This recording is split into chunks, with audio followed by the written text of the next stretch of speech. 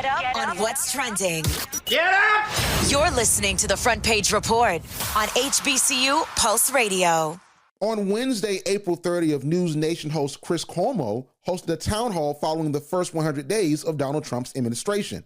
The town hall was meant to be a bipartisan dialogue about the state of the country in the first days of the Trump administration, and Donald Trump himself even called in. The conversation featured Stephen A. Smith, a Winston-Salem State University alumnus known for his sports hot takes, but entered the arena of political talk over the past few years.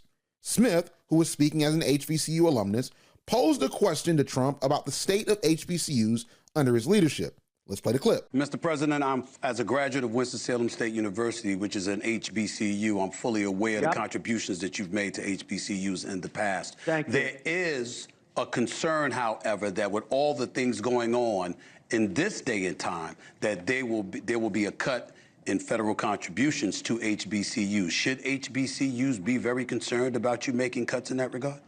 Not at all. And let me just tell you, I'm glad you brought it. Historically black colleges and universities, I saved them, Stephen. They were going out of business. They came to me, about 50 people that headed up, and they came to me the first year, and I took care of them. I took care of the black colleges and historically black HBCU. I took care of them. You know that better than anybody. Then they came to me the second year, and I said, wait a minute. Why do you keep coming back? I saw you guys, and they were great guys. Some of them, to this day, are still really friendly. And by the way, they love Trump, every one of them. They came to me the second time. Well, you're giving them money. They came to me the second time. They came to me the second time, and I was surprised to see him. I got it, Mr. President. Just to finish it. They came to me the third, and I said, fellas, you need long-term. I got the historically black colleges and universities. I got them more money than they ever dreamt possible, and they're in great shape now. So, along with Trump not answering Stephen A's question, what he said just largely wasn't true. HBCUs as a whole weren't going out of business. And it is extremely hyperbolic to say that he saved HBCUs, given the fact that HBCUs have received significant support from the federal government well before Trump took office in his first term in 2017. Speaking of 2017, Trump repeated a move in April of this year that he previously made in February 2017. On Wednesday, April 23rd, Donald Trump signed an executive order specifically aimed at HBCUs meant to, quote, promote excellence and innovation at historically black colleges and universities. The executive order was set to, quote, establish a White House initiative on HBCUs to boost their capacity for delivering high-quality education. Key focus areas, including private sector partnerships, institutional growth, workforce preparation, and increasing access to federal and state funding. And the initiative is set to support the HBCU Partners Act, boost affordability and retention, and improve research and programs. And the order is also supposed to launch an annual White House summit on HBCUs, as well as establish a president's board of advisors in the Department of Education to guide these efforts with input from leaders across the HBCU sector. This was marked as a grandiose and amazing gesture, a sign that Donald Trump supports HBCUs. But in reality, the move was largely symbolic, more akin to a Thanksgiving turkey being pardoned than substantive change. The reason for that is largely because most of what he, quote, establishes, it already existed. And listen, if no one else knows, I know that it does exist. So get this, if you all don't know about me, I served as a student ambassador for the White House Initiative on HBCUs in the 2017-2018 school year, which was his first year in office.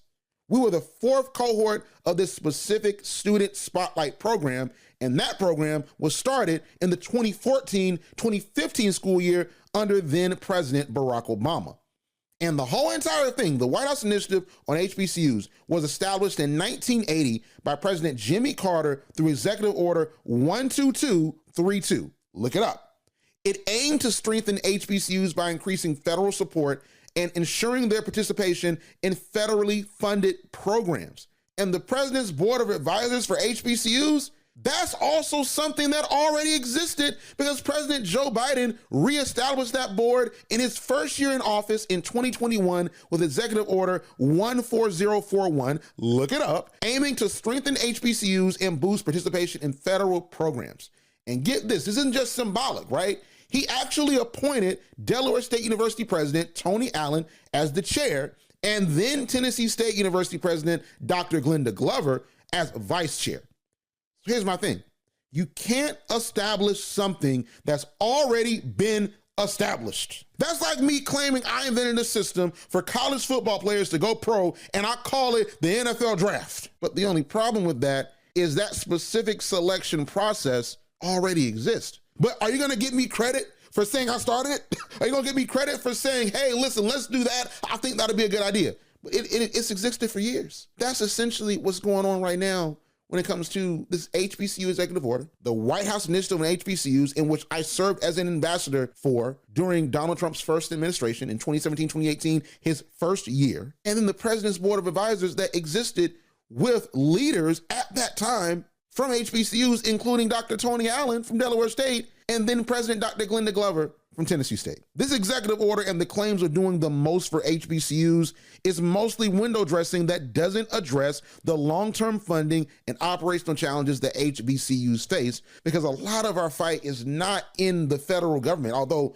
there is a fight to be had for more funding and more resources allocated towards supporting our students and also supporting our institutions. But a lot of our fight has to deal with the states. And even though in his executive order, it says that he wants to use the federal branch to push for states to properly fund HBCUs, that's symbolic, because you had Joe Biden and Miguel Cardona and the Department of Education and the Department of Agriculture that pushed for Republican governors in red states with HBCUs to give land grant HBCUs their adequate funding. Until Donald Trump does that or something comparable, or gets on the phone and talks to Ron DeSantis, Tate Reeves, Brian Kemp, or other governors that have land grant HBCUs in their state to give them the billions of dollars in funding that they're missing, such as with Tennessee State, such as with my HBCU, Fort Valley State, such as with Florida A&M. All of this is symbolic because you're not using the full might of your position in power as president and your political capital to make things happen for HBCUs. And while Trump loves to claim he funded HBCUs at unprecedented levels, the reality is Congress controls the purse strings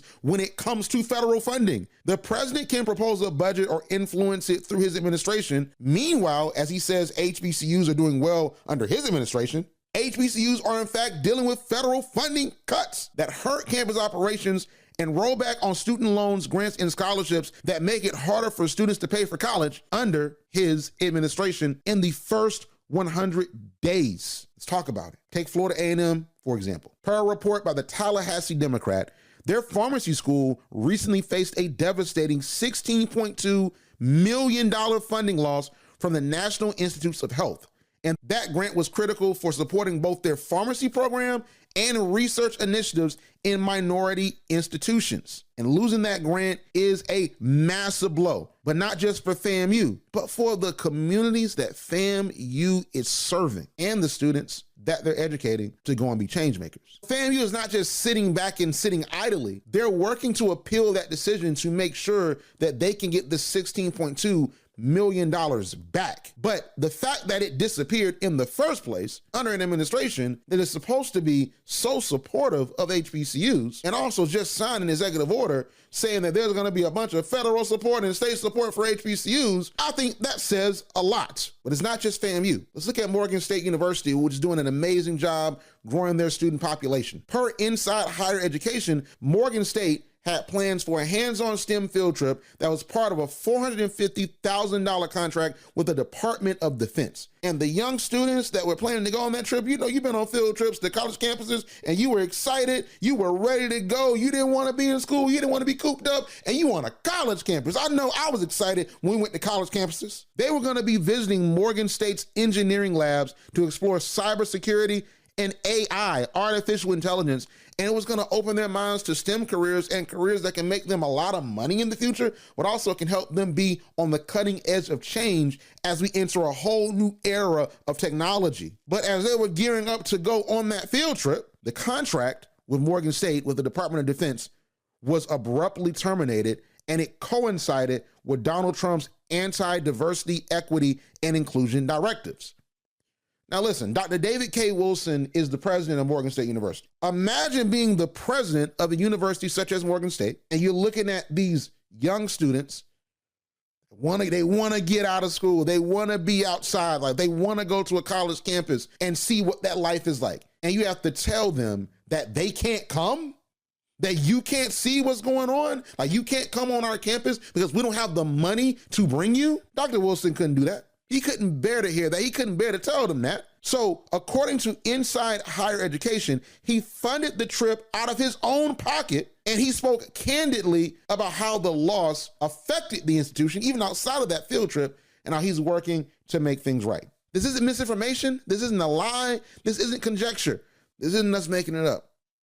These are the real effects of what Donald Trump is doing when it comes to HBCUs and the federal government.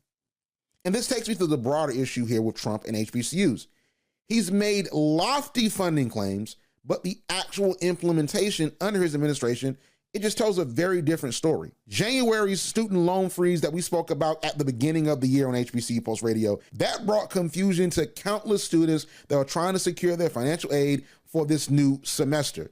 And the DEI orders that were gutted, his anti-DEI orders gutted federal funding tied to initiatives aimed at diversity and inclusion, and that disproportionately affected HBCUs that were already working with budgets that weren't that vast as it was from the state or federal government. Let's not forget about the canceled conferences, and then programs weren't getting a lot of support. We have the 1890 Scholars Program that disappeared, but then it reappeared. It feels as if our schools and our students are being caught up in the crossfires of political agendas, and that HBCUs, like they often have been, is being used as a political football. And if you seem to do something for HBCUs, it's a touchdown, but where is the substantive support?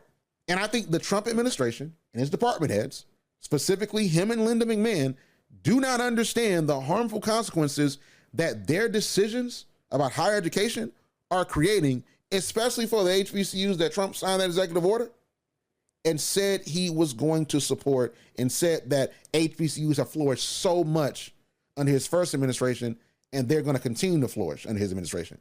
It's not looking like it. And now things are set to get even murkier when it comes to students graduating this spring and alumni with student loan debt that's due for repayment. Now, the federal government resumed collecting defaulted student loan payments on Monday, May 5th, per a report by NBC News. The Trump administration plans to recover the debt through a Treasury program that withholds tax refunds, wages, and government benefits. The Education Department has not collected on defaulted loans since March 2020, and of the 43 million borrowers, only about a third have made regular payments per the agency. Borrowers in default were emailed by the Office of Federal Student Aid about changes, and they were urged to contact the default resolution group. And the options included making payments, enrolling in an income-based plan, or starting loan rehabilitation to remove the default status. And loan forgiveness that was both started and expanded under the Biden-Harris administration is completely out the window now, as income-driven repayment plans, which is what I'm on, so it's the SAVE plan, are likely to be dissolved under the new Trump administration, and how we're even going to be able to repay